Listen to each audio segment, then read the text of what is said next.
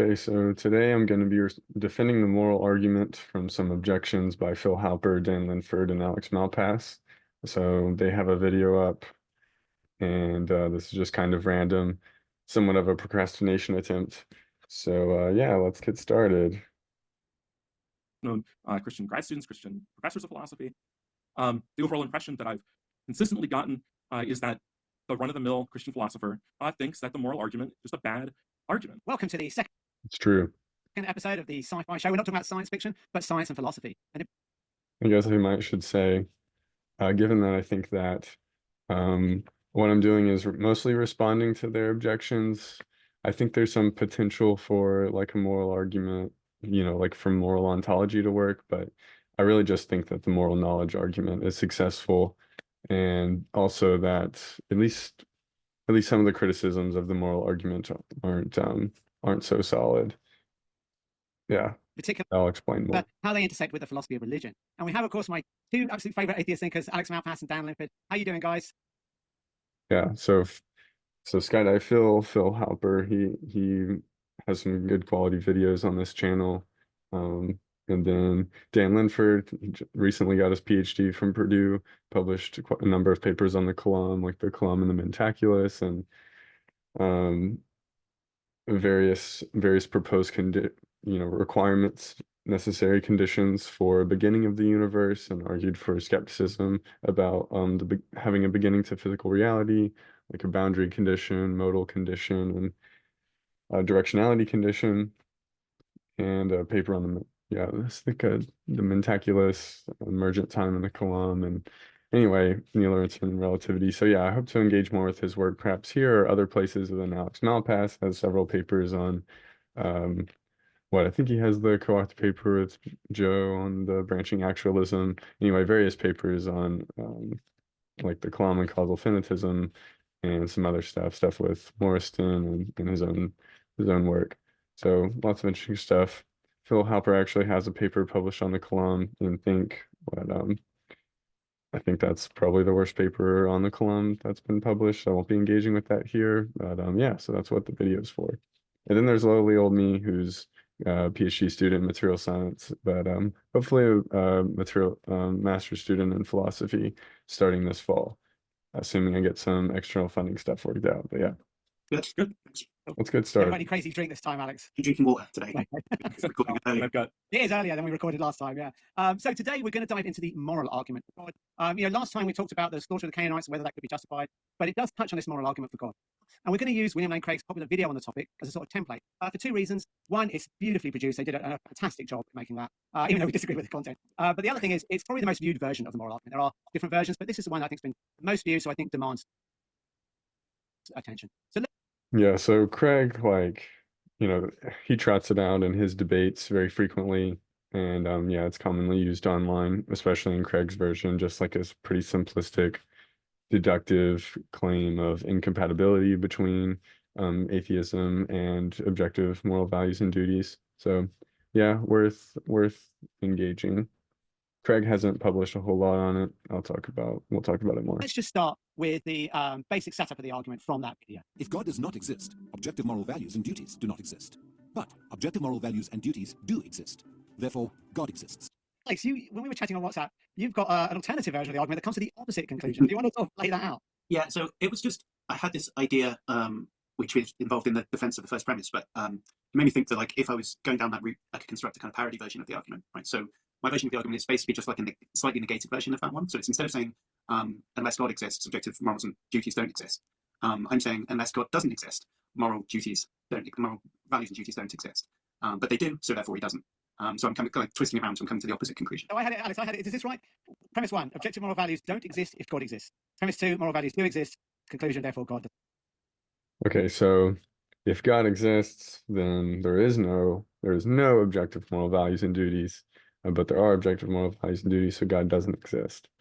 So the reverse, instead of saying if God does not exist, then objective moral values don't exist.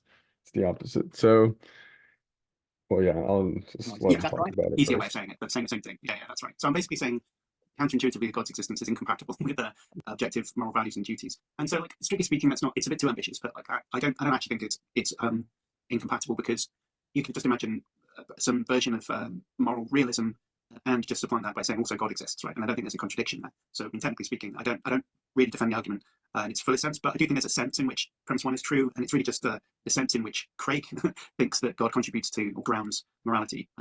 So I think that if that's your view, then you're in trouble, basically. So do you want me to? Yeah, can you unpack that? Why are you in trouble? Like, how do you defend this first premise? Yeah, so just if you think that God grounds morality in some important sense, or is necessary for morality, then you don't believe in objective morality. But yeah, there is an objective morality, blah, blah, blah. But like, yeah, so the key claim is if you think God is important for morality, to the theory of morality and its grounding or whatever, then it's not objective. That's the argument. And yeah. I think the theist who likes moral argument is going to agree with premise two. But what about this first premise?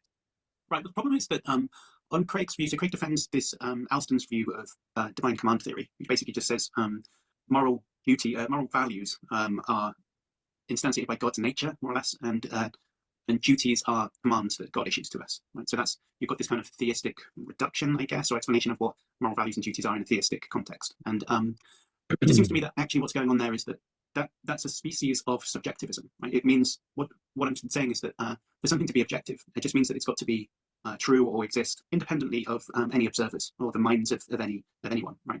So, like for instance, there's like a cup on my table right now, and that fact is true regardless of what I believe or any attitudes I have about that cup. It doesn't matter what my attitude is. It's going to be true independently of anybody's attitudes whatsoever. But like if I tell you a joke and I say that it's funny, you don't laugh. That just is indicating that the funniness of the joke isn't objective like that. It just depends upon your point of view and your attitudes entirely. And if you make Isn't life Brian objectively funny? well, nothing's objectively funny.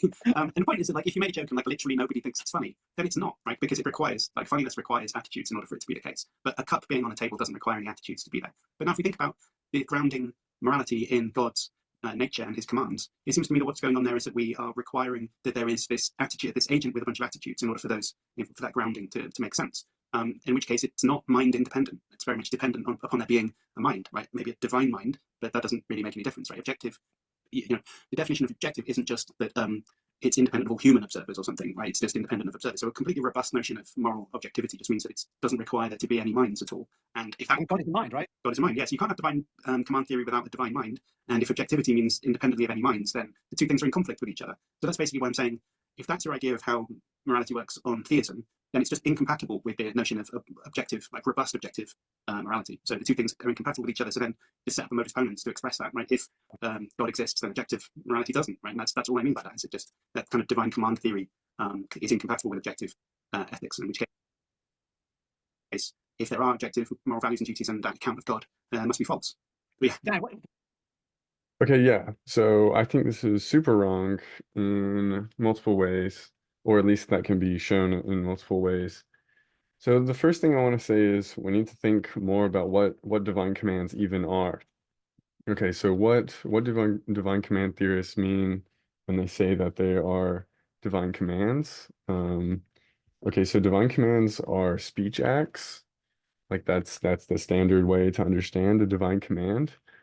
And when we understand objectivism, typically we say that they are stance independent or independent of subjective states. And I think it's worth noting and considering the fact that speech acts are not subjective states. They are speech acts. And like that is an objective thing to have yeah, some speech act. You can have evidence of a speech act and have a good reason to believe that that exists independent of any observers. And so there's some higher order evidence of this. Like I definitely I don't know a huge amount about speech act theory and all of that. I know that Terence Cuneo has given like an entire argument.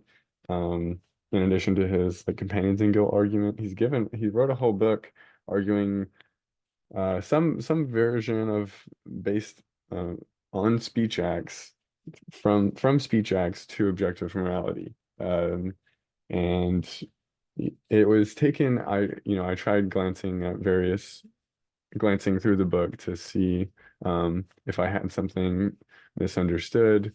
And it seemed to just be taken for granted that like a speech act is something that's like an objective thing.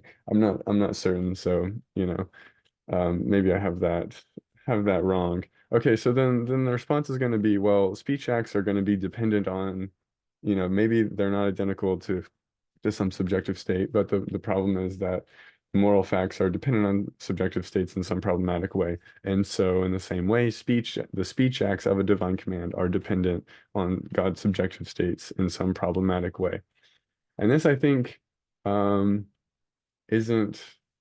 correct either. So there's a sense in which like everything is subjective if you want to just say, oh, it needs to be like independent of a divine mind. Okay, well, like on theism, nothing is independent of a divine mind because God created everything. Craig actually talks about this. I'll play a little video clip here of Craig talking about this. Earlier, when you were talking about the moral argument, you mentioned the definition of objective, and included in that you said that objective is mind independent. And then we as Christians, believing that God is an unembodied mind, then believe that all objective truth and objectivity is grounded in at least one unembodied mind. So do we need to make a distinction there between minds? This gets to be a really tricky point. I think we all have an intuitive grasp of the difference between things that are mind dependent and things that are objective and actually exist without our minds. For example, a rainbow doesn't really exist out there.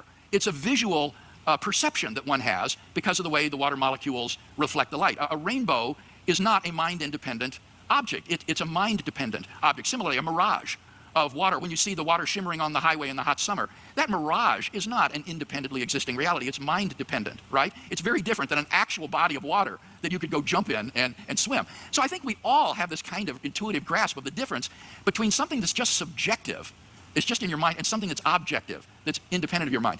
Now, the tricky part is that given theism, nothing is mind independent in another sense, in the sense that God is a mind and nothing exists independent of God because God creates everything. But I mean, in that sense, galaxies and planets are not mind independent entities. Nothing would be mind independent in that sense. So in that sense, the whole distinction would just collapse. And so it's obviously not that sense in which one is talking about mind dependence when one says that on naturalism, moral values are just subjective. We mean more in the sense of illusions or mirages or something like that, not causally sustained by God, who is an ultimate mind. So Or just dependent on like cultural beliefs or whatever. I think not necessarily illusion. it's very clear the sense in which one is using the word mind dependent as opposed to being causally dependent upon God, even though it isn't just a subjective reality. Right. So yeah, I think that much seems pretty clear to say that because in the same way you can talk about certain actions that I bring about. I can like build a car and I'm bringing about this clearly objective thing, the existence of a car, and yet yeah, it's going to be dependent on subjective states. You have some like standard action theoretic analysis of how I brought that about or whatever, some belief desire pair and or intention plus an intention or something. And so I bring it about, that some object exists, and it's like, oh no, that depends on subjective states. If you didn't have those particular subjective states, then the car wouldn't have come about. And it's like, yeah, that's right. But obviously that's not what we're talking about when we're talking about mind-independent moral truths.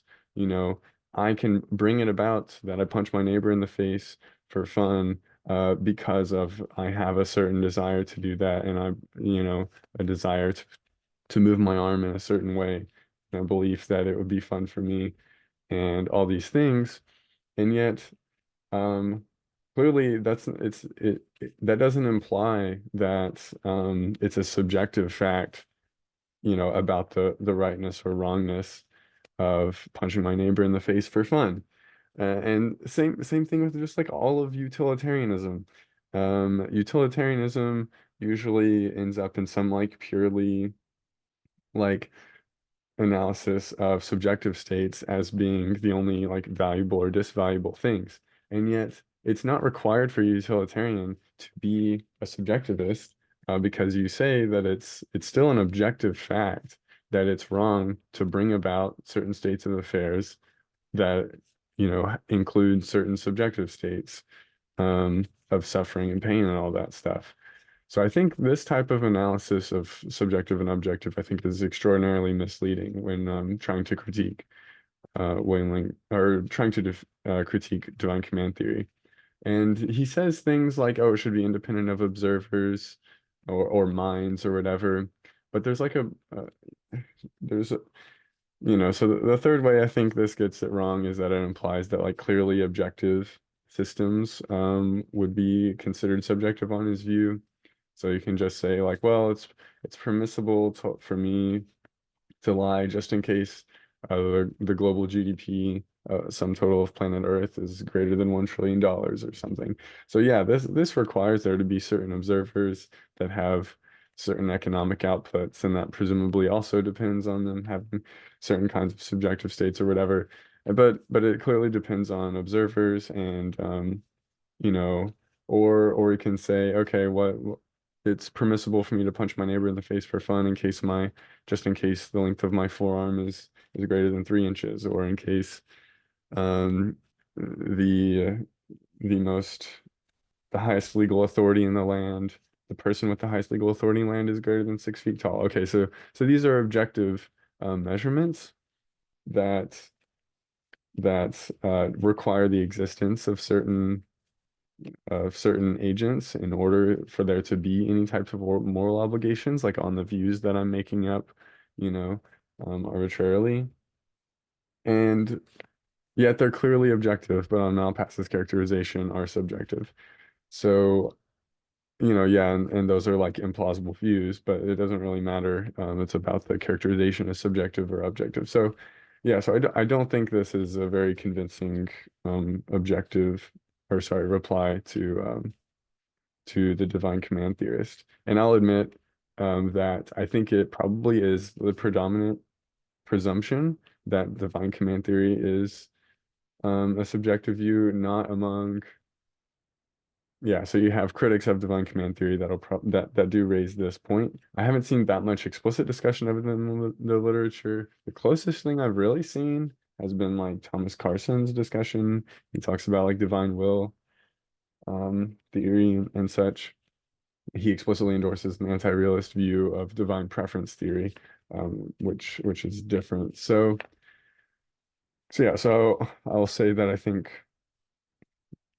I am not in the mainstream in my defense of this, but I think also like it's not like this is a well trodden point in like the metaethics literature to my knowledge, or at least like nobody's raised, I don't know, my kind of thoughts.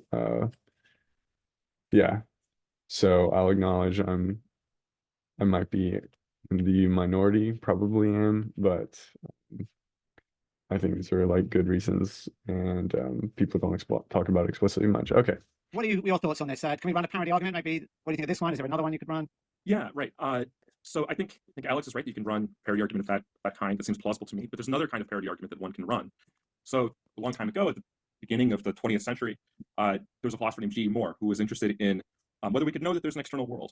And what he points out is that whatever kind of argument you have for the non-existence of the external world, or for being skeptical of the external world, its premises are going to be more controversial than the conclusion that either there is no external world or that we can't know that there's an external world.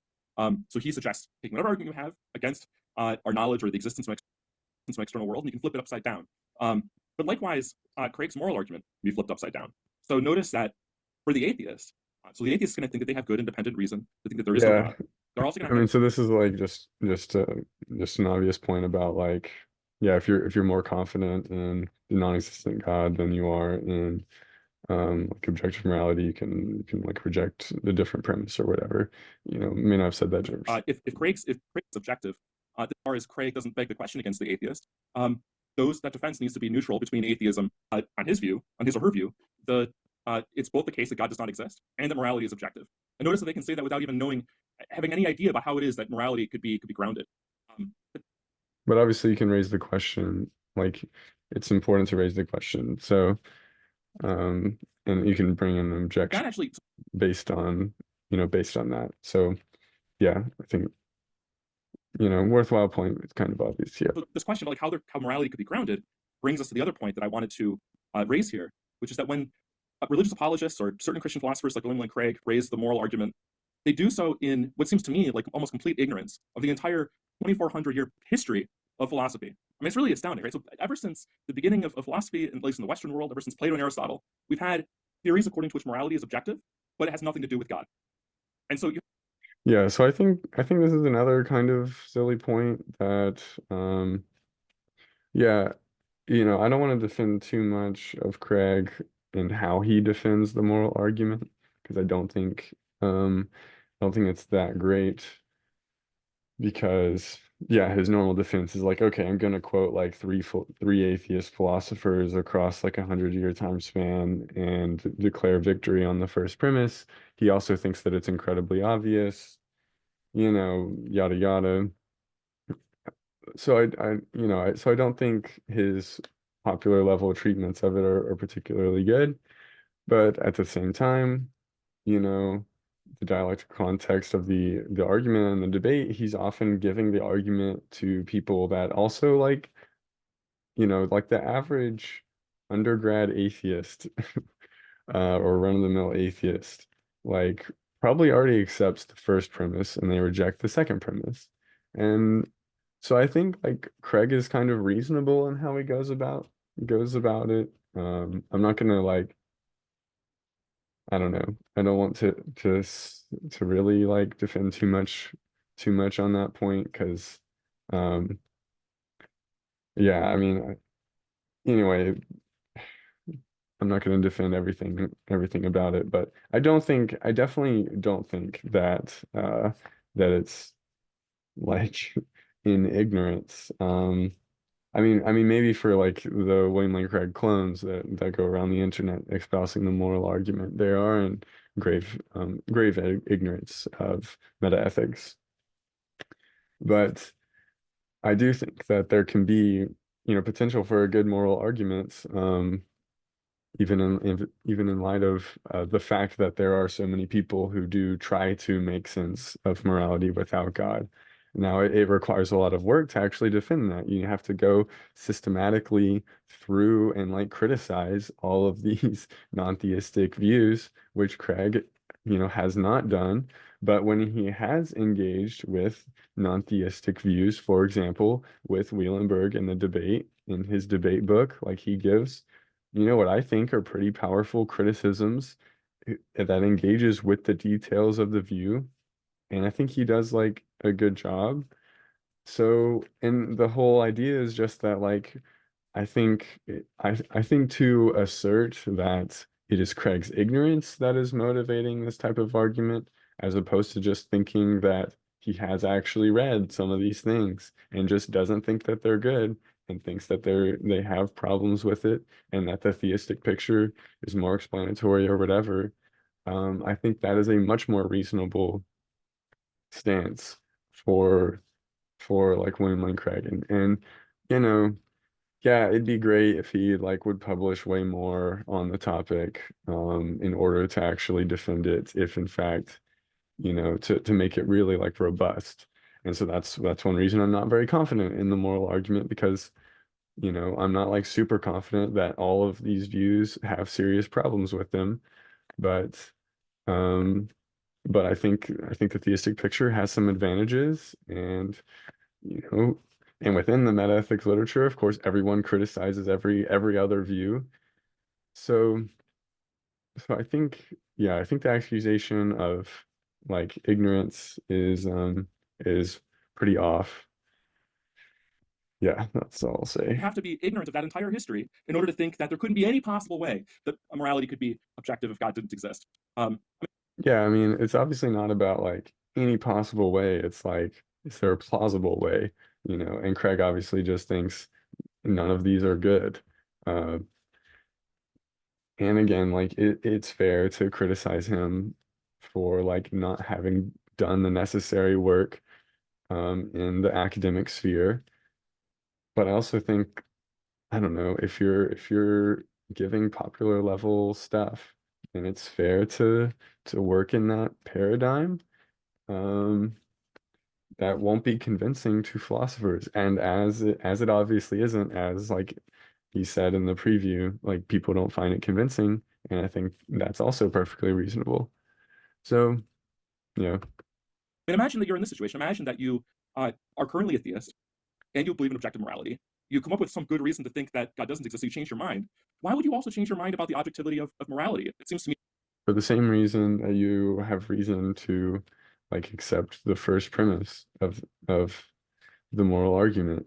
You know, some type of like naturalistic evolutionary debunking argument, which will come up later, for example.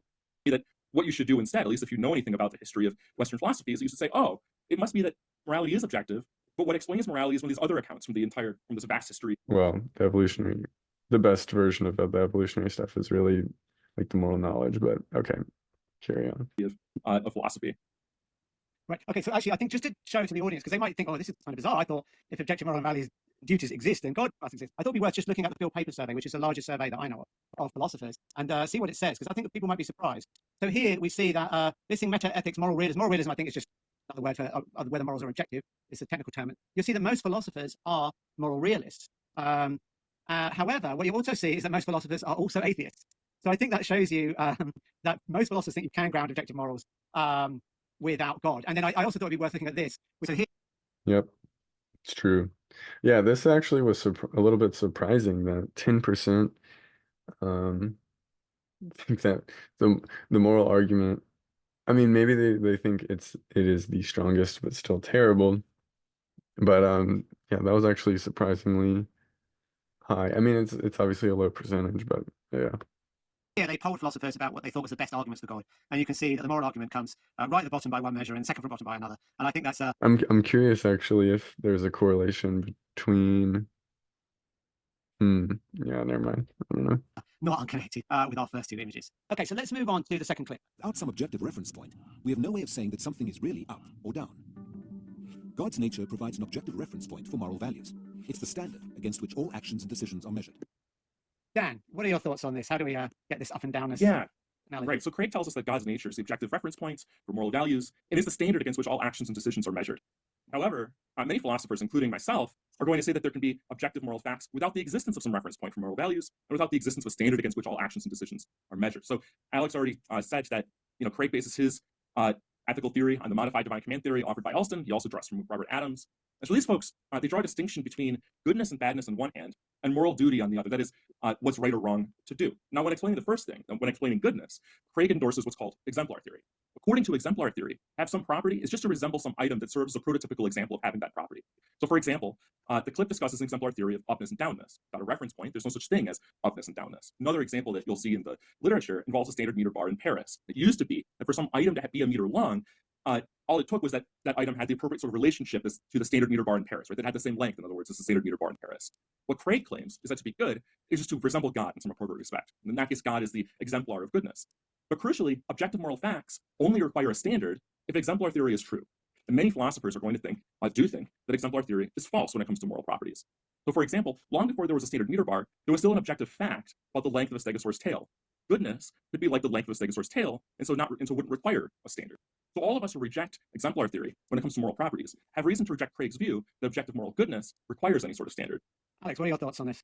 Yeah, there's loads of things to say about this. So, I mean, on the one hand, it's kind of strange to have an exemplar theory, it seems to me, where the measuring stick is infinitely, it exemplifies an infinite version of that thing. Because, I could, get a length of wood or something and hold it up to the meter rule and see that it matches. But nothing I ever do will be as good as anything that God does, right? Because he's maximally perfect or whatever. So in a sense, everybody always falls short. Nothing actually ever gets measured correctly against that. So it's not clear how it's playing that role. I mean, what's the point of a meter stick standard that nothing? Yeah, so I thought Dan's analysis was pretty interesting to say that that it's basically dependent on a type of divine exemplar theory. And yeah, I guess another way it's kind of cashed out, like Robert Adams's view, which is the same as Alston, or they're very similar. yeah, you have like a divine resemblance theory. So one analysis I've seen of Adams used just to say that something is valuable to degree in, like if and only if, and perhaps because it resembles God to degree in, and yeah, like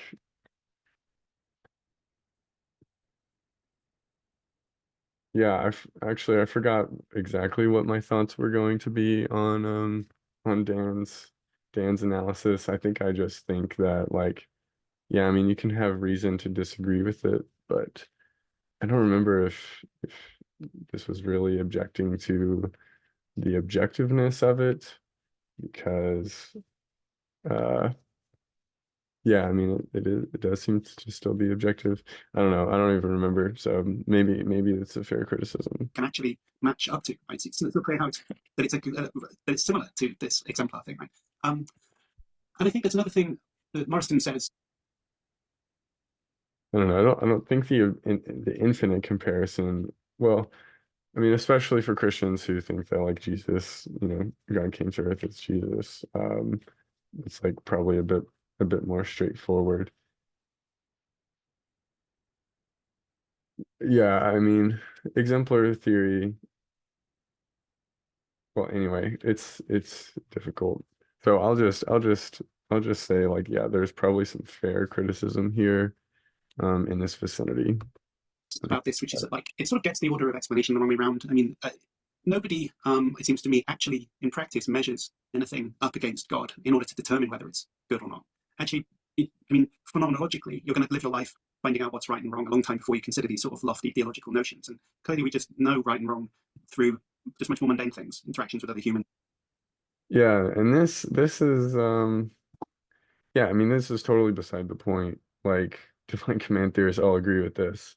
And Robert Adams like talked a bunch about, kind of the social nature of obligations and how exactly what Malpass is saying is exactly how people come to knowledge of moral obligations is through these interactions with other humans, and you can do whatever, some sustained reflection, etc. Like it's not. And then, yeah, this is something that's universal, like pretty much universally held by divine command theorists, is that you don't need to know that it's a divine command in order to like recognize the rightness or wrongness of some action. And you frequently do not. The exception to this is like special revelation. And that's like even besides this whole point anyway. So yeah, like I definitely don't think this is like an epistemological point, not an ontological point, and it's one that like every divine command theorist already agrees with. So I don't know what he's criticizing. And getting told about stuff and finding out about it. None of it involves measuring these concepts up against some theological notion. It's not really clear how you do that. So yeah, the point is like some grounding, some ontological explanation, not epistemological. So I think this is irrelevant. It just feels like it's been added on post hoc and then turned into this thing that must be like a measuring stick or something. I mean, we could talk about this absolutely all day. It is just to touch on the exemplar aspect of this, right? I guess we might dive into this more, but I mean, there's all these problems to do with if like something being good, like charity is good in virtue of it being instantiated in God's nature. I think we're going to come to this later. So maybe we'll come to that when we come to the Euthyphro dilemma. But it was interesting. I thought the properties they put up, they had like love, truth, patience, grace. I mean, how did they know they were the properties? I mean, certainly if you believe in the biblical God, I see properties like jealousy, wrathfulness, anger. Yeah, this is yeah, I mean, this is beside the point. I guess I will acknowledge that John Danaher, I don't know how to say it, but he has a paper on like the epistemological objection to divine command theory, which I haven't looked at in a while. So maybe I'll engage with that here in the future. But I think this is a point that yeah, I think this is like very well trodden ground and well tackled by divine command theorists extensively. So discrimination, intolerance, they all seem to be properties of the biblical God. So, I mean, yeah, and this is like super uninteresting stuff. So I don't get how they got those properties. Where did they seem like they just pulled them out? So I think C.S. Lewis has something really. Yeah, they definitely just made it up. Their Christian ethics hasn't been around for 2,000 years talking about how do we know these things. Yep, that's definitely the right analysis. Pulled it out of their butts. I think, yeah, I think uh, if they want to criticize someone about not having knowledge of 2,000 years of the history of ethics, I think that would apply to them equally right here when it comes to Christian ethics and just saying this stuff. Important to see. I forget where C.S. Lewis writes this, but Lewis has this argument that if you look at the evidence we find in the world, what theologians sometimes call the book of nature, right? So in other words, you look at the universe outside of your own being, then you'll never come to the conclusion there's a perfectly good God behind it all. There's just simply too much pain and suffering and so on, and this weird mixture of goodness and badness, as Hume would put it. But if you look inside of yourself, maybe you find the moral law written there. What's sort of peculiar about that claim is that it means that there's this whole wealth of evidence that we have about who or what might have created the world that we're supposed to just sort of disregard when it comes to evaluating the what might lie behind the entire universe. I mean, if I look at my intuitions, Yeah, so I don't know like exactly Lewis's point when you talk about the book of nature, I guess like is that supposed to be identical to general revelation? Or is that supposed to be like specifically the more objective aspects, because he was contrasting with the moral law within or whatever. So this seems more like the second one, that it's like kind of the objective stuff. And that's not supposed to like override, it's not supposed to like override the other stuff. So obviously, I take the point to just be, it's not even general revelation versus special revelation. It's just objective evidence versus subjective evidence. And like when we talk about ethics, like ethics is part of like, same thing with our knowledge of consciousness. You have the scientific analysis, and then you have the first person experience and data. And when we consider our moral knowledge, which is not accessible by science, you can't get there, solely by science. You need some type of like reflection and internal access.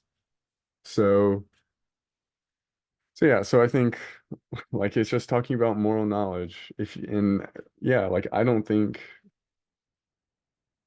you can get there solely by like science either, or strictly, objective evidence anyway. But that's like super uninteresting because our moral knowledge is still like really powerful evidence. We know very, very strongly that it's wrong to torture babies for fun, etc. So I think it's pretty uninteresting that we wouldn't come to a knowledge of a perfectly good God if we strictly consider stuff that wouldn't include things like any aspect of ethics. Like even I think the fine-tuning argument, for example, can get us to a good God, but that like we have to think about good, in order for it to get to a good God, and that's going to entail some type of like internal reflection on what goodness is and what things are good. We learn that persons are good and agents, embodied moral agents are good, and so we think that a good God would have created these things. So, and yeah, so I don't think it's not at all like that you disregard the other stuff. Like Lewis, it doesn't think that it's competing. It's just that it doesn't get you all the way there. I mean, it's like a gap problem, right? Yeah, so I don't think the takeaway is what they're trying to say it is. I think things like homosexuality is fine. There's nothing wrong with that. I think eating animals is wrong. If I read the Bible, I'm going to get the opposite. So it seems to me if I can look inside my intuitions, I should reject the biblical God. And if I can't, then any argument based on my moral intuitions is going to be problematic. Right. And yeah, and I think the biblical stuff is, irrelevant and super wrong, especially in terms of objections to theism. So I think this is a really important point. So there are very few moral claims that are as obvious to me as the claim that there is nothing at all morally objectionable about homosexuality. Yeah, this seems really bizarre. Like no matter what you think about homosexuality, yeah, I think like torturing babies for fun you know, or just like, or that the maxim that I should punch as many people in the face as possible, or that, you know, mass shootings, all this stuff. Yeah, I think if that's like your go-to example, I don't want to get too culture war here, but like that seems a bit strange to use this as an example. And again, like it's so far away from like being relevant for the truth of Christianity, or even from like sorry, I said the truth of Christianity. I meant to say theism. But I also think it's very far away from the truth of Christianity too. So I think I think yeah, the truth of Christianity rises and falls on essential doctrine, and homosexuality stuff is just nowhere close to that. So I think this is like very uninteresting for the conversation. I can't even imagine what an argument for the immorality of homosexuality would look like, other than just an argument from divine fiat or something. And again, I mean, like, no matter what you think about homosexuality, like, obviously people give arguments. And yeah, I mean, maybe you just have an implicit that's, any argument that's remotely plausible. And I think he actually says that kind of soon. But yeah, I mean, I feel like it's pretty easy to manufacture, like, to at least remember what people have given. So I don't know. Independent of the Bible, there are no ethical theories for which you could reach that conclusion as a plausible entailment. I think that conservatives would say that it undermines values or something that you need to keep things going in society or whatever, but that seems to me the best you could possibly come up with. Whether it's something about same-sex relationships undermines the sanctity of marriage or something. I mean, I don't really get that. That just feels wrong. I mean, we're going off topic here quite a lot. But like, pretend to be straight and have marriages where they're like pretending all the time. That's not a good thing, right? That just means, well, anyway. I think there's a sense in which this kind of ethical theory, like an ethical theory that is too dependent upon divine revelation, sort of stunts one's moral development, right? Because what it trains you to do is to look for moral proclamations from some sort of authority figure, as opposed to doing the hard work of reasoning out what might be right or wrong for yourself. And I think that that's incredibly dangerous. I think that it leads to it leads people to have a really stunted conception of what it means to even think about morality in the first place. And the fact that it's so prevalent really worries me about where our society is and where our society might. The fact that it's so prevalent, I mean, I don't really know what he's talking about here, but this point also sounded like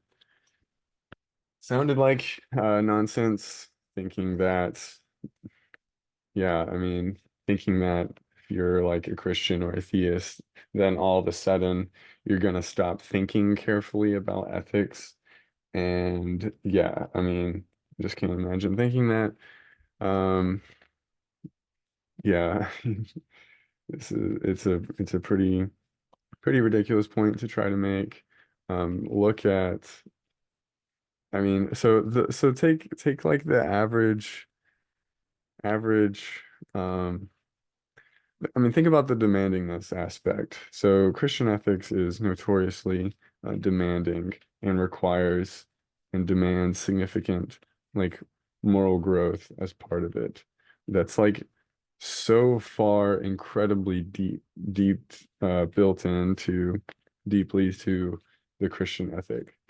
And that's just like, and again, like I'm not trying to go super like atheist or immoral or culture worry, but like take your run-of-the-mill guy who doesn't think ethics is objective, and like, yeah, like it's not very pretty. It's just like, oh well, did two people consent? Well, you can do whatever you want, and like that's it. And it's like, come on, you got to think a little bit more deeply about that. And I think Christians do a really uh generally think bits. Anyway, I don't want to make these stupid like society level claims. But yeah, I think it's ridiculous to think that like being a divine command theorist means like you stop like using your reasoning to come to this stuff. And yeah, it's like ethics is hard, Christian ethics is hard. Everybody has to like think hard. People aren't good at that. People are lazy, have weakness of will, etc. So like Yeah. Anyway, I don't think this is a good objection.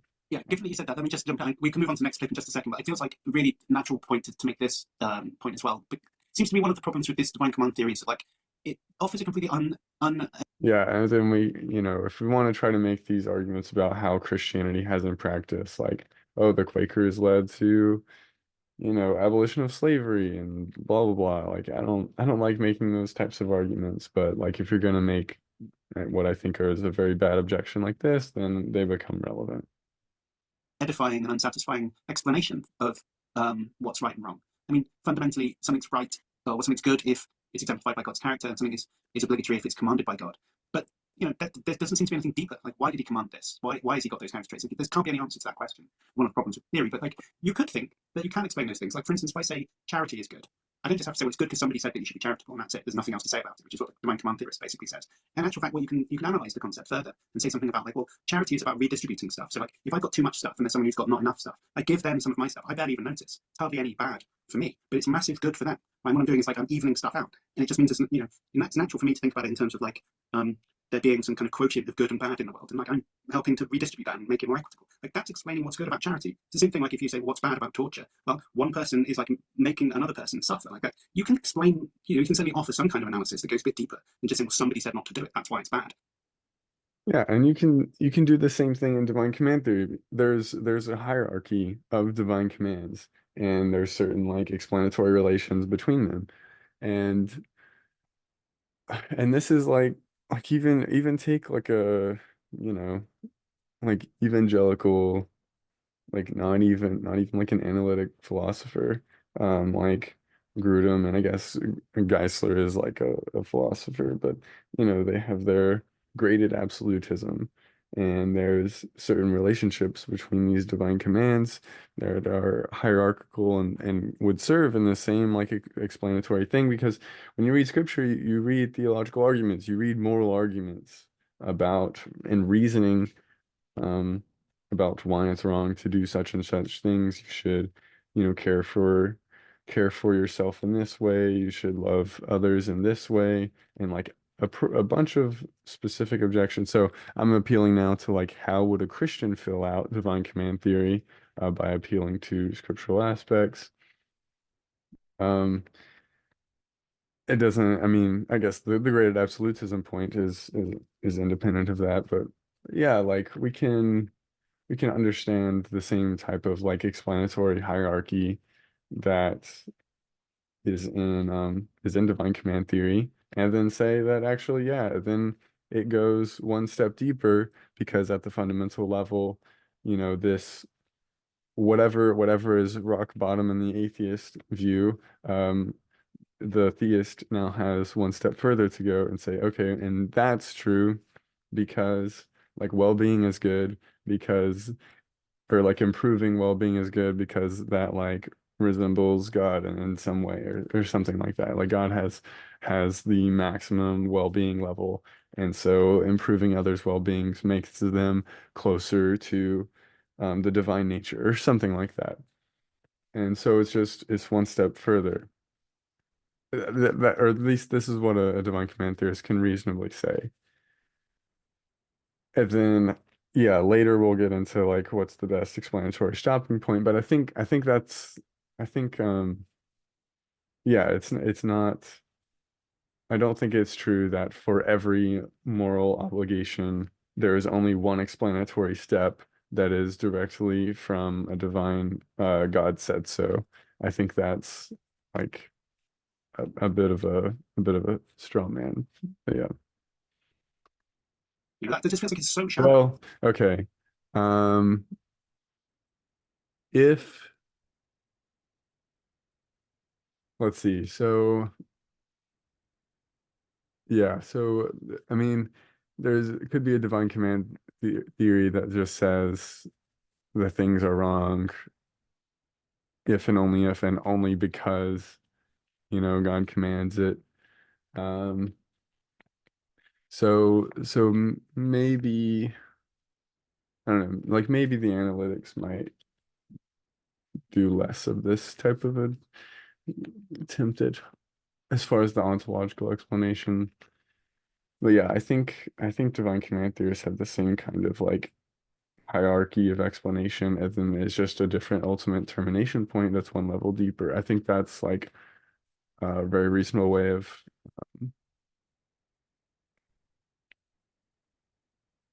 understanding divine command theory. Maybe that's wrong. Really, and I think that's what the point you were making now, to stunt your ability to understand what's going on in reality. If all you think that something being wrong is just because a big man told you not to do it, you don't really understand anything about why it's bad. It's like a child's understanding. You know, mummy tells you not to eat from the cookie jar, so you don't do it, but you don't really know why. You don't understand anything about what's going on. You just know what not to do. So yeah, I completely agree. Completely agree with that. All right, so now we are going to move on. Okay. So Yeah, only think, yeah, if there's no explanatory hierarchy, but I think like certainly the Christian divine command theorists are going to affirm an explanatory hierarchy. And you probably have divine commands at each of those levels. So, and yet there's still, so I think you know, everything that the atheist has in terms of this, like the theist has as well, and then plus some. So go to God's command. So, in a world without God, there can be no evil and no good, nothing but blind, pitiless indifference. God has expressed his moral nature to us as commands. These provide the basis for moral duties. For example, God's essential attribute of love is expressed in his command to love your neighbor as yourself. This command provides a foundation upon which we can affirm the objective goodness of generosity, self-sacrifice, and equality. And we can condemn as objectively evil greed, abuse, and discrimination. Okay, so actually, before we come on to you guys, I just want to know, I think there's a misquote of Dawkins there. And the reason I say that is because they miss something out that I think is crucial. So let me give you a more fuller quote. Open quote. This is from Dawkins. Sorry. Open quote. The universe that we observe has precisely the properties we should expect if there is at bottom no design, no purpose, no evil, no good, nothing but pitiless indifference. And it's a close quote. So it's that bit at bottom that I think is crucial. I think you could interpret that as saying, well, there might still be good and evil, but it's not there in the fundamental nature of reality, just as cats are not there in the fundamental nature of reality. At bottom, there are no cats. There's just, you know, whatever the fundamental constituents of reality are, quantum fields or something. It doesn't mean cats don't exist. And I don't think, and clearly Dawkins does think design exists. He thinks humans design things. And he says that at bottom, there's no design. So I think that, I don't know, a bit of a misquote there. But anyway, let's put that. okay, so I don't really think this is really a misquote. So the idea that there's no evil or good at bottom, yeah, so I don't think Craig is even, I think it's obvious that what Craig is saying is that there's no objective evil or good. And I think Dawkins like agrees with that, even though he might try to not like put it in exactly those words or something. And so I think like, yeah, nobody's disagreeing. Nobody's saying that like there's no evil or good, even subjectively.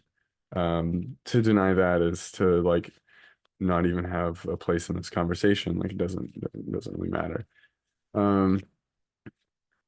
So the at bottom, you know, the fundamentality of it or whatever, I think that kind of has the it correlates with being objective. And so Craig is just saying, you know, quoting Dawkins to support the idea that there's not objective good and evil, which is like what Dawkins thinks as far as I can tell based on some of the comments that he's made.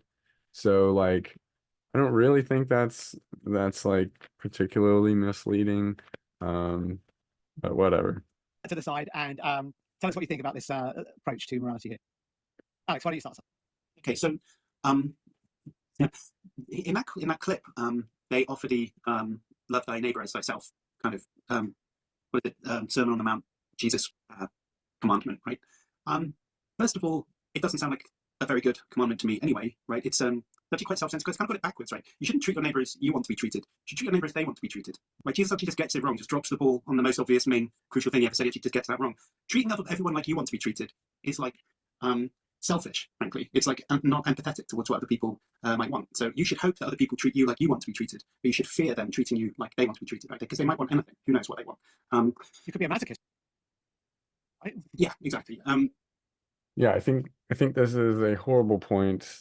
So first of all, like how do I want to be treated? I want to be treated in a way that like takes my preferences seriously.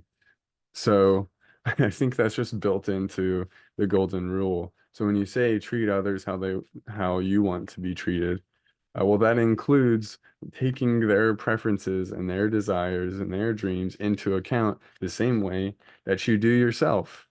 So to to say that the golden rule like totally drops the ball, I think is pretty absurd. You know, people try to be like, oh, it's the platinum rule, you know, but like that's already built into the golden rule. And I think there's yeah, kind of two more ways to kind of talk about this that I don't think the critique is good. So when Jesus is giving this statement, right?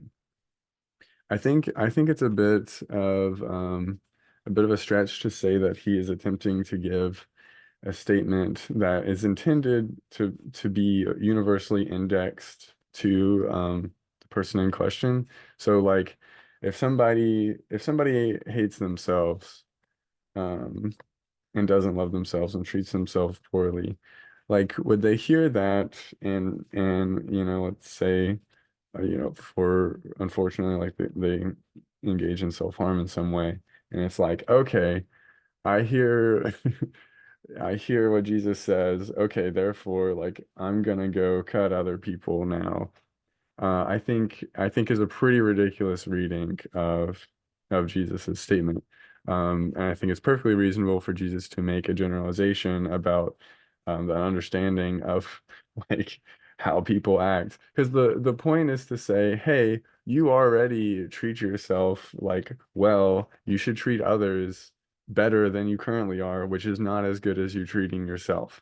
That's like obviously the point. It's the same thing that he's saying about like with neighbors, which we'll talk about. So I think to read some type of like weird universal indexing to truly mean, well, last week I got ice cream for myself, so this week I better go give ice cream to someone else.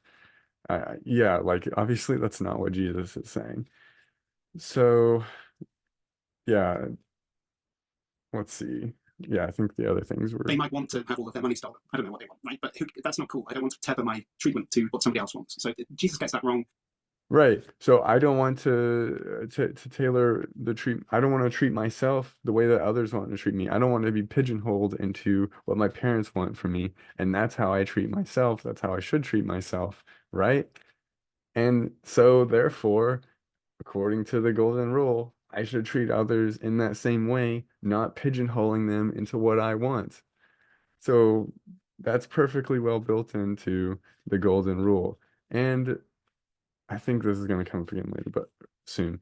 But like the whole idea that, well, I'll wait actually. It's a stupid thing to say. So anyway, moving on from that, supposedly he said it the right way around. Still, it's not clear that you can really derive the rest of ethics just from that one sentence. I mean, right, it really does depend. A lot of stuff depends on what's going on. And it just seems to me like the fundamental problem here is that God doesn't issue commands on every old thing. Right? God doesn't tell me whether or not I should punch you in the face right now. I mean, he doesn't specifically make a commandment about that. So they have to say, well, he said some general commandments, and from them you can derive everything that you need to. But clearly, people disagree about what the consequence. Okay, well, yeah, there's a lot to say here, but right off, yeah, people disagree. Very uninteresting. Ethics is hard. Christian ethics is also hard. Extremely uninteresting. Are from like vague or like universal sounding maxims that we're supposed to appeal to, but what we need is specific commands or a way of understanding what all of the entailments are. Yes, same as literally any other theory. And that's why Christian ethics exists. And you have like, I mean, Christians have talked so much about this. From a general command, we don't get that. So it just seems hopeless to think that you can do. We didn't see the logical expansion of the deduction, of course, from that one sentence to generosity being good and torture being bad. We didn't get that. It just seems to me that you probably can't get that anyway. But I'd like to see the effort if someone was to try and go through steps and logically derive. Charity is. Yeah, sure. It's actually extremely easy. So love others yourself implies as yourself implies loving others. Okay, and then loving others implies acting for their well-being. Torturing others greatly reduces their well-being, so therefore loving others implies not torturing them. All right, great. Glad we could do that. same thing as getting to generosity is good. Okay, loving others as yourself implies loving others. Loving implies acting for others' well-being. Being generous improves the well-being of others, assuming you're giving to actually impactful charities. Go effective altruism, at least for the global health and poverty stuff. Okay, so then therefore, loving your neighbor as yourself implies acting, sorry, implies generosity to effective charities. Wow. Very, very difficult, right? I mean, like it seems extremely straightforward. Like if you're gonna pick some moral obligation that people disagree on and is controversial that supposedly can't be derived, like at least pick something that's a little bit tricky to get to rather than like some of the most straightforward things that you can possibly derive from Christian ethics that people don't actually disagree on, that generosity is good or that torture is wrong. So yeah, that unless he's yeah, I mean it seems very strange. So maybe he wants to make a differentiation between like he wasn't talking about the verse that says love others yourself, but treat others as you want to be treated. Yeah, it still seems pretty straightforward. People want to be treated in a way that is good for them. And then, so that's another way of saying people, so when you think about yourself, right, like, so I want to be treated in a way that acts in favor of my well-being. Okay, so then the same derivation follows. So very straightforward. Now, if he wants to say, oh, Jesus gave a singular conditional and you're not allowed to use any auxiliary hypotheses or any other conditionals to derive that. Okay, so if he's like trying to make an extraordinarily mundane logical point, same thing as like Hume's is a problem. Trivially, you cannot like derive such and such if you're not letting me have access to other conditionals. You only let me have access to a single statement. You can't derive it unless it's like anyway. You have a disjunction and you can derive one of the disjuncts. But anyway, so yeah, maybe he's trying to make a trivial logical point, in which case, yeah, it's trivial, so it doesn't matter. Otherwise, it seems very straightforward to make the inference that he says is like impossible. And of course, like the disagreement point, super uninteresting. We can also think more explicitly about the auxiliary hypotheses. We can understand like Jesus gave a bunch of other teachings. And so, for example, like Paul talks at various points about caring for your body because it's the temple of the living God. So in fact, we should treat ourselves well. We should not hate ourselves and destroy our body. Or love your enemies and pray for those who persecute you. So rather than just saying love your neighbor as yourself, it also entails love your neighbor because of this verse of loving your enemies. Or there's a verse in Philippians I just read this morning. But each of you look not to your own interest, but to the interest of others. So that would entail, when you're talking about treating others how you want to be treated, you need to consider their interests. Even though we already derived that from just the golden rule, but these are just kind of like, yeah, you look at the sum total of teachings. Again, if you want to do a Christian filling out, which they seem to be happy to critique the Christian view specifically. So I'm happy to use the Christian view to defend the case specifically. So yeah, I assume his point about deriving might not be a general point about deriving all of ethics, maybe because Jesus said like the first and second greatest commandment, like all, yeah, like all of these rest or whatever. And but even then, like, again, like unless you're trying to make a trivial logical point, then that's uninteresting. I think there's very obvious like things like what love is, for example. You know, Jesus didn't need to specify that in order to accurately say that like loving others can derive, or yeah, hangs on the rest. And again, like I don't think Jesus is saying that you can derive everything from just those two. Anyway, okay, I've said enough stuff. Good. There's the conclusion from love thy neighbor as yourself. Yeah, It doesn't define what a neighbor is, because it could mean love everyone in your tribe and to hell with everybody else. that's true. Yeah, right. Yeah, it could, if only like Jesus didn't give this whole parable about how to define neighbor and explicitly denied that whole idea and said, no, you actually need to care about the Samaritans too that are in your like opposing tribe. And so the whole point is that every human is your neighbor. The one who acts as a neighbor is the one who like cares for the person in the opposing group. Like this is Jesus' whole point. He expands the moral circle in ways that like his disciples found very surprising. Like you can at least pretend that like there has been an insane amount of discussion on all of these points. So yeah. I love the Canaanites, like Yeah, exactly. I mean, he's cherry Yeah, Canaanites. That's like a whole separate thing. Thank you. picking the commands, because there was a command to kill all the Canaanites. What about that command? yeah, that's Dan, good. what are your thoughts? Yeah, go. It is an interesting, worthwhile thing to consider extensively. Also, like you have to consider. Anyway, I don't want to even touch that. So I think that Alex raises really good points here. I think we can even go further. We shouldn't treat people the way that they want to be treated either, or at least not universally, because perhaps there are people who the way that they want to be treated would then involve you in some bit of some violation of what some other do. Right, and I agree with this. And again, like so here's the thing. Treat others how you want to be treated, love others as yourself. So you should act in favor of your well-being, but your well-being doesn't necessarily align perfectly with your desires and your preferences, because people sometimes have defective desires or desires that or if satisfied will like or just turn out to be bad for you. So you know, a desire satisfaction account of well-being can account for this by like restricting the value of desires to be non-defective desires. That's one way to go. Or you can just say you can appeal to an objective list criterion of well-being, which is probably what I would do.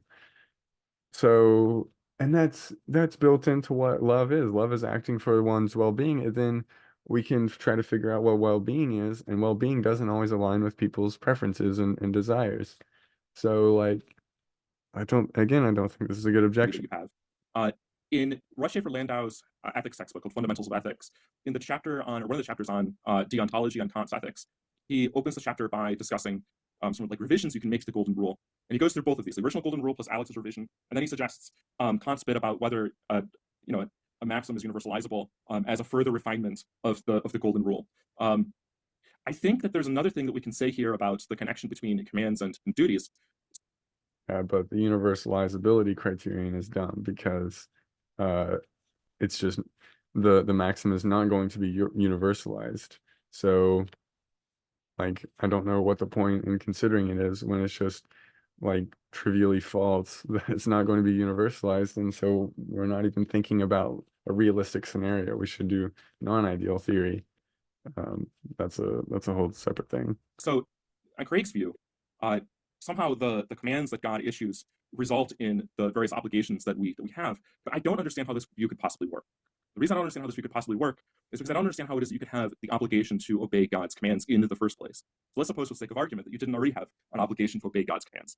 Well, in that case, if God commanded you to obey God's commands, that wouldn't create the obligation, because it wouldn't create any sort of obligation if you didn't already have an obligation to obey God's commands. Sometimes what Craig says is that what does the explanatory work here is something about the nature of God. So God is a legitimate authority, Craig says, and we have an obligation to obey the commands given by legitimate authority. Well, that won't work, because on that view, there's at least one obligation that we have that's not the result of a divine command, namely the obligation to. I think instead of saying we have an obligation to obey the authority or whatever, you can understand it as explanatory, not saying that we have an obligation to obey, but what explains why we have like the first order obligations that we're talking about here. just is like the moral authority of God. So I think that's different than saying we have an obligation to like obey the moral authority or whatever. Like saying that there's a prior obligation, it's an explanatory relation, not like a prior obligation. And Frederick Chu talks about this in his paper on this. I think I'll bring that up in a bit. Obey the commands given by legitimate authority.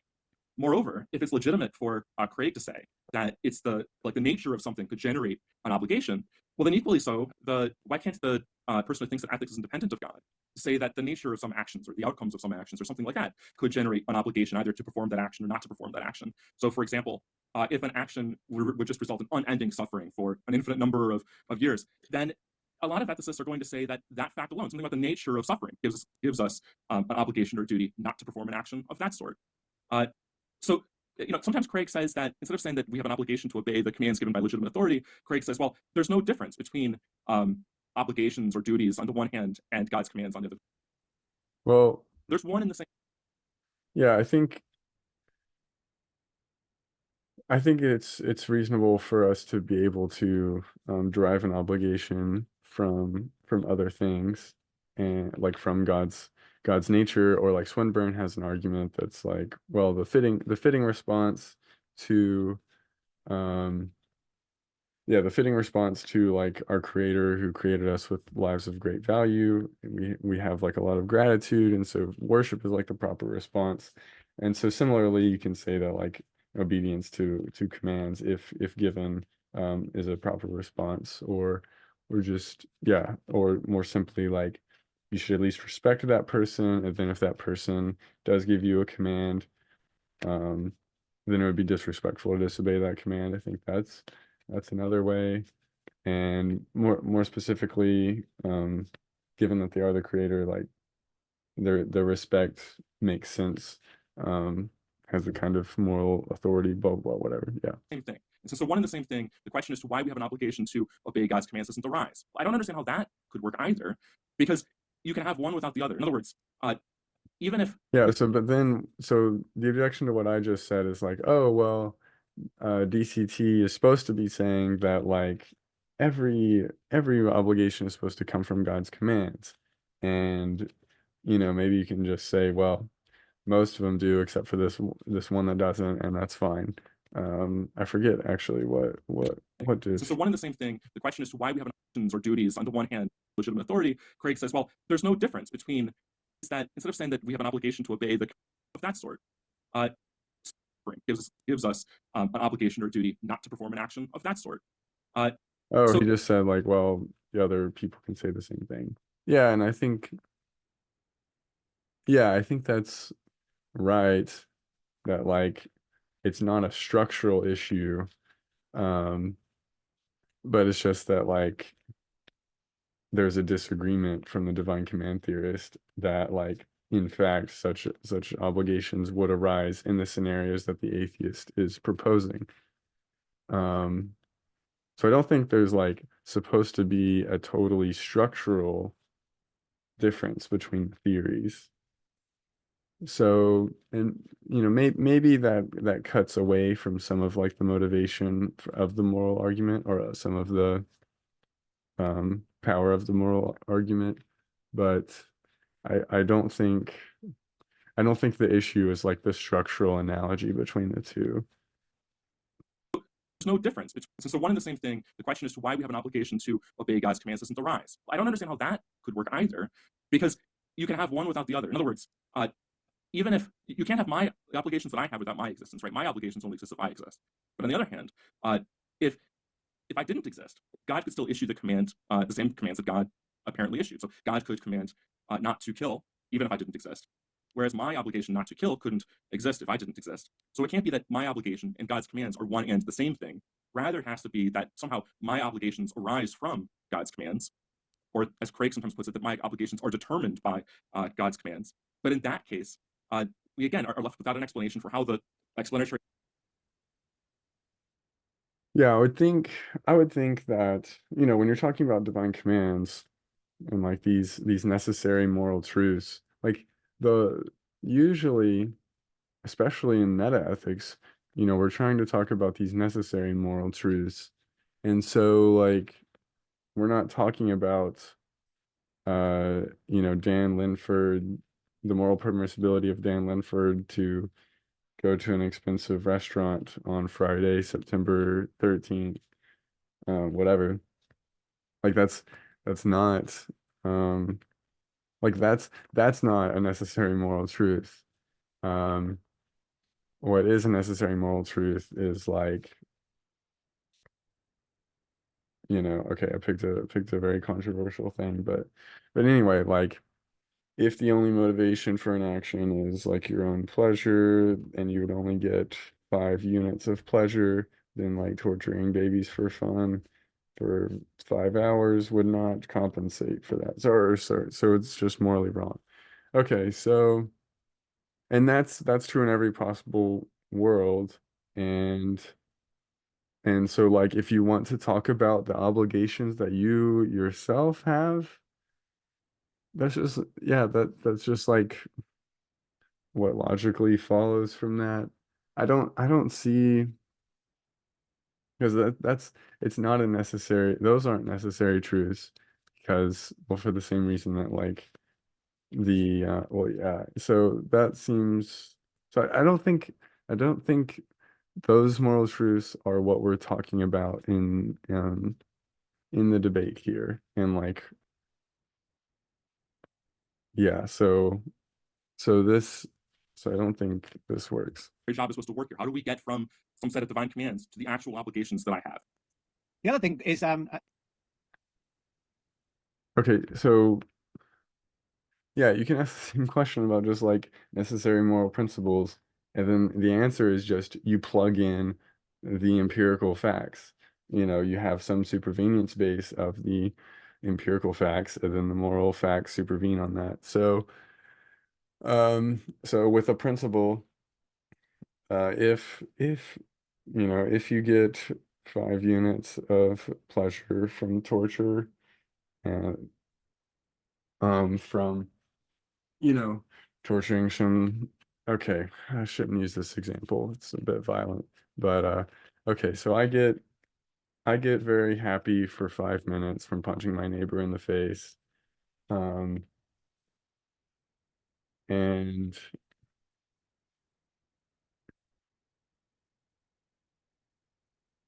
if in fact, yeah, so I should think of a better example. But like this kind of thing, I think this kind of thing is obvious to like anybody in like the ethics world. Like you have to have certain empirical facts that obtain in order for you to have an obligation, and like those are going to be contingent, and that's not like what we're talking about. You know if you're driving down the road and you see somebody that's like bleeding out, um, so there's like this general moral principle about helping others that are in grave need when it wouldn't like hurt you at all. Okay, so why do you have an obligation? Well, I mean that automatically just comes from like you being a moral agent that exists. So like that's it's not really interesting. And then when do you actually take on that obligation? Well, you're driving down the road and you see someone who is in need. Okay, now you have a moral obligation to go help them. And like that's the same story that everybody tells. I don't know. I don't think there's anything interesting here about that. how do we know what God's commands are? I mean, you might say, well, via some supernatural act, that will tell you it's God. But even Yeah, okay, we already talked about this. Like, yeah, Robert Adams and everybody talks a lot about social nature of obligations, blah, blah, blah. So you have general revelation, you have stuff that's available to everybody pretty easily upon reflection, standard ethics methodology, reflective equilibrium, Christians might add certain things like about scripture or whatever. Yeah, you think about it, you interact with others, you might argue about it, etc. Like this is a standard thing. Um, yeah, if only Christians like had ever talked about this, you know, and then yeah, if you're a Christian, you accept special revelation, then like interpret scripture. How do you do that? Hermeneutics and exegesis. How do you do that? Just like read some books on this. Talk to Anyway, it's the same thing. Within the Bible, there are other supernatural beings. There are angels, there are there's a devil, there's the devil's minions. So how could I possibly know what God's commands are? I don't see it. Well, they're self-authenticating, these beings. So Yeah. Right. Yeah, but there's a couple of them there because sure whether he said it, and I checked it, and he did say it. it's, yeah. yeah, I mean that's a standard Protestant move when discussing how to know that one's reading of Scripture, for example, is correct. But there's a further issue here, which is that so let's suppose that legitimate. I mean, the self-authenticating move is used for like arguing about Christianity, the truth of Christianity. Not like, don't just say, well, do you think that women can be pastors? And then you say no, well, it's self-authenticating. That doesn't make any sense. Anyway, there's like actual hermeneutical principles. Yeah, they're everything is debated, and that's uninteresting, but yeah, so anyway. Divine revelation was self-authenticating. So therefore, all the people who legitimately receive revelation from God know that they have because of its self-authenticating nature. Nonetheless, it could also be the case that there's someone who believes that their experience was self-authenticating, even though it wasn't. Right? What they have to claim is not just that people who are in the know that they are, but also that people who aren't in the know couldn't be mistaken about that. And so it's okay. It's obviously not true that they couldn't be mistaken. Like, all of a sudden, why in the world are they thinking that Christian ethics suddenly becomes like a version of infallibilism? Like, obviously, yeah, I mean, it's the same thing with self-evidence. Like, you can be wrong about self-evidence. You can, it might take some time and practice, blah, blah, blah. So, yeah, I mean, yeah, welcome to Christian ethics. People disagree. You have to think hard. Big whoop. so therefore they don't actually have grounds here for saying that they are one of the individuals that has received genuine divine revelation. All they are in the position to say is that they believe that they have that their experience was self-authenticating in the right sort of way. Yeah.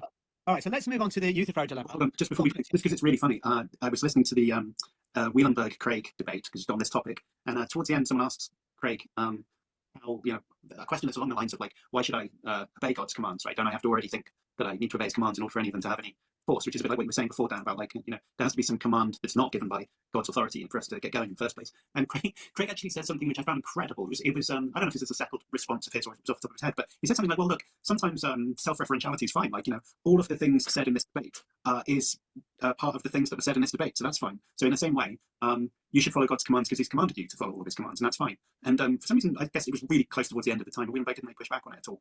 But I just thought this is blatantly circular. What are you talking about? How can you possibly say that? Yeah, that's one of the things. I think Wielenberg didn't push back because it was a Q&A, so he didn't necessarily have a response to push back. Okay, maybe. Yeah, maybe that's my recollection anyway. All right. So, yeah, I think this is. Well, anyway, like, yeah, there's instances of virtuous circularity and there's instances of vicious circularity. And I think the idea is like, yeah, if you think like God is the kind of thing that can like not that you already, yeah, I mean, I think yeah, like it doesn't offer a good critique of divine command theory, but it does undercut the moral argument for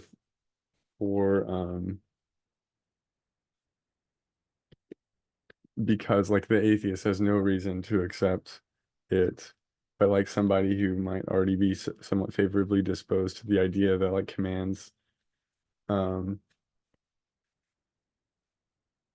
some potential for generating obligations or something, then yeah, then that seems like a virtuous circularity. This is a very like super like naive take. I think it doesn't actually undercut the divine command theorist, but it does undercut the moral argument if that's true. I think there is still potential for the divine command theorist to have an advantage over like an atheist view. So I mentioned before about just like going one step further. Another way is just, this is like pretty tentative. Some people have said things like this, but I've never seen it explored really in depth. which is just that like commands have a certain oomph to them that can explain kind of our moral phenomenology, our experience of moral obligation as something that really can grab at us and affect us in substantial ways. And I think is explained by divine command that doesn't make as much sense if it's just some like abstract facts or something like that. And that's this is like a fairly naive intuition, but I still think that there's something there. There's apparently a PhD student working with Jerry Walls right now who is working on an argument based on objective guilt, like a moral argument for God's existence. And that seems pretty interesting. I'm definitely not confident that something like this can work, but uh, I think there's potential there for some aspects of like conscience, guilt, and our feelings of moral obligation that might be explained better by like an actual powerful prescriptive force. Can explain just like how powerful you might be able to feel things. And then of course, yeah, okay, there's psychopathy objection and everything. But yeah, I think there's some like potential there that's interesting. I'm not confident in it very much at all. I'd be curious to see that explored more in depth. Let's see, was there something else I was going to say? So let's move on to the Euthyphro dilemma. Talking about, how can you possibly say that? William Blake didn't really push back on it at all. I think we Oh yeah, so I guess I wanted to show right. So let's move on to the Euthyphro. So yeah, Frederick Chu has this nice paper, The Prior Obligations Objection to Theological Statism, that I would recommend checking out. So he pretty much says like there is no prior obligation, there is no obligation to obey God's commands. But in fact, like it is just the case that that God like basically can generate the commands. So he distinguishes normative versus meta-ethical is the one that says that there's no prior obligation. And he thinks, yeah, so there's like Robert Adams here is talking about the social nature of moral obligations. And I think,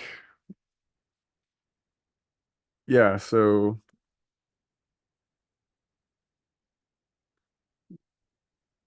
when you want to ask this final question of DCT, like why should I do what is right? Like if God's commands are identical to moral obligations, then you just end up with like analytic tautologies if you're trying to ask. So there's like no need for further some further obligation. Yeah, because it's just, and then he gives a nice legal analogy. Anyway, there needs to be a more full conversation about all of this, but yeah. Okay, but that's a good paper, so check it out. Dilemma and how they respond to it. So they do actually play out what the Euthyphro dilemma is here, and then they give a very quick response. So let's have a look. Is something good just because God wills it, or does God will something because it is good? The answer is neither one. Rather, God wills something because he is good. Let me start off at least. So there's this good paper by this guy, Jeremy Coons, on this topic. So I can't remember what it's called, but maybe we can chuck a link to it in the description or something, where he explains It is a good paper. why this this purported solution doesn't really I'll pull work. it up. But the contours of the idea is super easy to see anyway, right? Like the thought is just that it's not really addressing the problem, it's just moving the area in which the problem is going to appear to somewhere else, right? And it's a bit like the notion of the revenge in the liar paradox, where sometimes the solutions come in, they seem like they patch it up, and then the problem just reappears in a different form at a higher level. Alex, not everyone will be familiar with the liar paradox. Do you want to just... For those who are, it's a bit like a revenge paradox, the revenge phenomenon in that setting. Maybe we'll do that topic another day. Anyway, what's going on here is that Craig's trying to say, look, it's God just is good, right? His nature kind of grounds the goodness here. So instead of him having to say, well, look, I'm saying that charity is good because charity is independently good of me, and I'm just reporting that fact to you, or him saying charity isn't good in itself, but it's only good because God wills it, which leaves open this kind of arbitrariness worry. Craig thinks he can kind of cut a middle ground here by saying, no, God says charity is good because he's charitable, like it's part of his nature. But we just rephrase this kind of So yeah, the whole idea of the modified divine command theory is you have divine commands for moral obligations, and then God's nature, divine nature for value. So he tries to split it by saying the obligations are based in God's commands, and then God's nature kind of restricts the range of commands that God can give, and that is kind of explains why God gives certain commands. Euthyphro dilemma again, but just like asking, well, how come God is charitable, right? How come that's part of his nature? You better not say it's because charity is good, because that would make it circular again. Right? We've just said you don't want to say that charity is independently good. Otherwise, that's just the first horn of the Euthyphro dilemma again. Right? So if you can't say that God is charitable because charity is good, it seems to me that the only other option that you've got is to say that he just is. I mean, otherwise, or I suppose you could take the other option of the Euthyphro dilemma, which would be to say that, actually, no, I don't see that there's another option for Euthyphro dilemma in here, because I mean, if you're saying that charity is good just because it's part of God's nature, that's fine. But then that's where I start off this next round of questioning, like how come charity is part of God's nature? Because in theory, logically, it could have been, that the preponderance towards torture was part of God's nature instead. And what would we say in that case? Like that torturing people was good then because it resembles God's nature. Well, I mean, yeah, normally God's nature is understood to be like necessary. It's essential. So, like, I think that the theist basically just has to say, look, God just has maybe necessarily a bunch of features, and they are only good in virtue of him having them. Like, that's the point here. You really aren't avoiding one of the horns of the dilemma. You're just really taking one of the horns, the one which says X is good because God wills it. You're just changing that into X is good because it's part of God's nature, character, or something. Right? But then there's no. If I ask why charity is part of God's nature, there can't be any. Say, I agree with what you said generally so far. So. Deeper explanation. Certainly, the most natural thing to think is that you were going to say, well, look, it's part of nature because charity is independently good. You just have to say, well, it just is, right? But then, if we were to do the great thing about Wielenberg's approach in their debate was that he offered this kind of partners in crime like objection thing, where it's like sometimes you can offer an objection, but if it applies to both of our positions equally, it doesn't really do anything in telling between the two views on the table here. And the kind of atheistic moral Platonist might want to say something like, look, goodness is associated with charity, supervenes on charity or something. It just does, right? And if Craig wants to say, well, how come maybe goodness could supervene on torture or something instead? He's going to say, look, it just does, and maybe it's necessary that it does. And if that doesn't sound very satisfying, the point is that you get to that same destination, right, when you're analysing how this works on the divine command theory. They have to say at some point that it just is, that God is charitable. And that's it. There can't be, don't keep going down further. So if anything, really, it seems to me when you compare the two theories, you've got like a kind of slimmer version of that theory, the kind of Wielenberg, a more realist version. And the theist just takes you on this unnecessary detour around like God's nature, and you get to the same endpoint, which is just how it just is. And they're both making the same conceptual move. So that seems to me like one of the most crucial things. And I think that that's basically all in that Jeremy Kuhn's paper. So yeah. Dan, any thoughts? So, yeah, I used to teach the Euthyphro dilemma when I taught intro ethics. Yeah, so I think I'll wait for and one of the things I used to say to students is that, so look, there's these two arms of the Euthyphro dilemma. One of them is that something is good or it's right to do just because God has commanded it or willed it or whatever. Imagine, by way of analogy, that a parent tells a child to do something. And sometimes when a parent tells a child to do something, the child says, well, why should I do that? And the parent says, well, because I said so. Now, in that case, what's going on really is that the parent has all sorts of reasons that the parent recognizes for for issuing the command that the parent issued, but that they don't think the child is in the position yet to understand. But okay, I'll just note something kind of interesting that is an open question in my mind, which is, especially in conversation with other Christians, just on my own, and also with philosophers too, like you want to say that God has reasons for divine commands, and this is very commonly accepted, and we ask why God commands it, and we look for reasons, and sometimes we can identify them and sometimes not. And in the case where we don't, we trust that there is some good that explains why God would command this. And this seems to be in tension with the divine command theorist view that just says what explains the rightness or wrongness is like the divine command. So I think like people are actually navigating one version of this kind of dilemma. On this arm of the Euthyphro dilemma, it's not that way, right? It's as if the parent says, because I said so, and that's the end of the story. There's no further reason that the parent recognizes. There just is no further. Yeah, but the other thing I think is actually like, there are reasons. Um, when we think about like, is that supposed to explain why God commanded it? Or, yeah, I don't know. I think DCT, like, they are asking about explaining, the wrongness. Um, whereas like the average Christian looking for reasons for God's commands, let's see, what's the point? Is that to explain the wrongness? I think not. I think it's normally just explained by um the command, but for doing our full like reasoning and thinking about the issue and how and like different further derivations or questions that are not answered directly by God's commands, then we have to ask about the reasons, something like that. I don't know. Story. It's completely arbitrary that that's the way it is. And so when it comes to God's nature, we could say, either it's the case that God has some set of attributes because God is good, or it's the case that these set of attributes are good because God has them. And on the latter, that's the case in which it just turns out that there's no further explanation. It's like if you ask the theologian, well, why, in virtue of what is God good? And they say, well, there is no further story to be told. And it's not that the theologian doesn't like know a further story. It's that in fact, as a logical point, independent of whatever the theologian knows, there's no further story to be told. There's not even God has a further story that they can offer. And that makes it look like the statement that God is good is just completely arbitrary, stripped of all explanatory content. Whereas more typically, if you ask, say, a preacher or a lay Christian why we should think that God is good, they might say, oh, well, God is loving, God is generous, God does all these things for us. Right? It's in virtue of all these attributes that we say that God is good. And that seems to me like the better story to be told. But then what they're saying is that it's not that God grounds goodness or that God is goodness itself. Rather, God is an instance of a good thing. The most good a thing could possibly be, perhaps, the best sort of thing that something could be, but still just an instance of a good thing instead of being identified with the property of goodness itself. All right, so let's move on to the topic I'm particularly keen on is animals. So let's see what they Or the have to say. atheist. Okay, so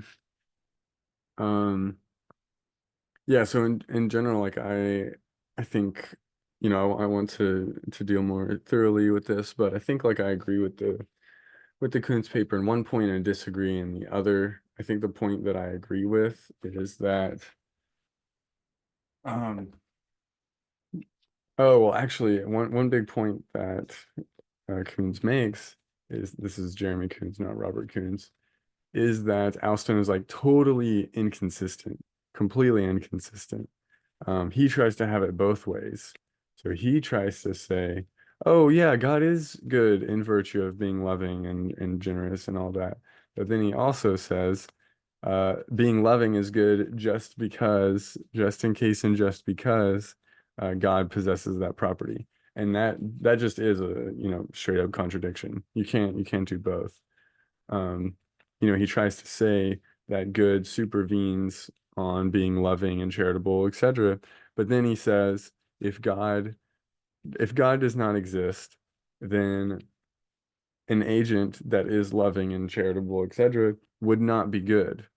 Okay, so if that's true, then good does not supervene on being loving and charitable, etc. Because if you don't have a change in the supervenience base, then the whole idea of supervenience is that necessarily the whatever supervenes on top of it, necessarily that follows. And so goodness would necessarily follow, and yet Alston denies that. He says you can have a loving and charitable agent that's not good if God does not exist.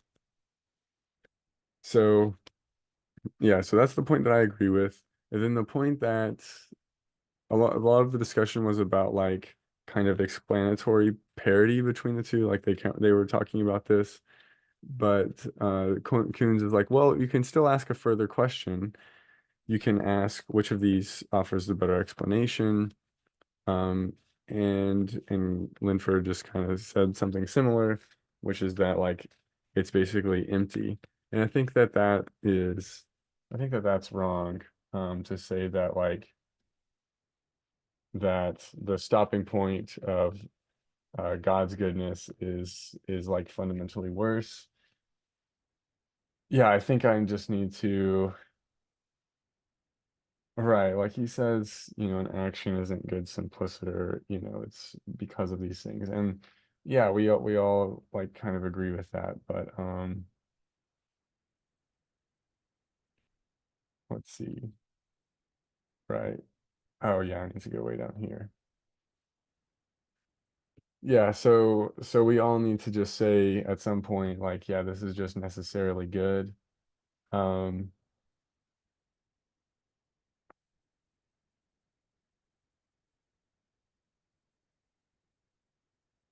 yeah, it's right. Okay, yes. So he says like you can't even give an explanation of what is good. And I think this is wrong. Um, he says that like divine command theory is worse off. Excuse me. Okay, which is I thought found bizarre. So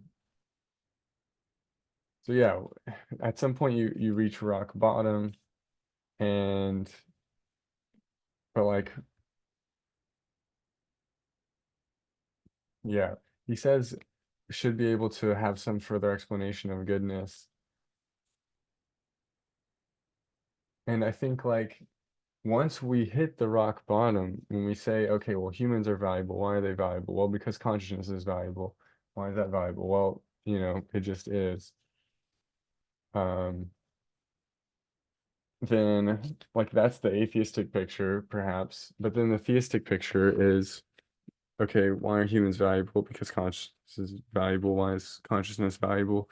Well, it's not just that it is because it resembles God to some degree or something like that. Okay, so there is like a further um story. So so yeah, there is going to be somewhere that it reduces out. There's going to be some primitives, and you know he talks about the analyticity, well, analyticity, but ignoring the actual like analytic meaning of the words, there is going to be some primitive point where you just say it just is, and the God version can go one step deeper. Okay, maybe that's not like the most valuable, but still, that's like a reasonable thing to say. So.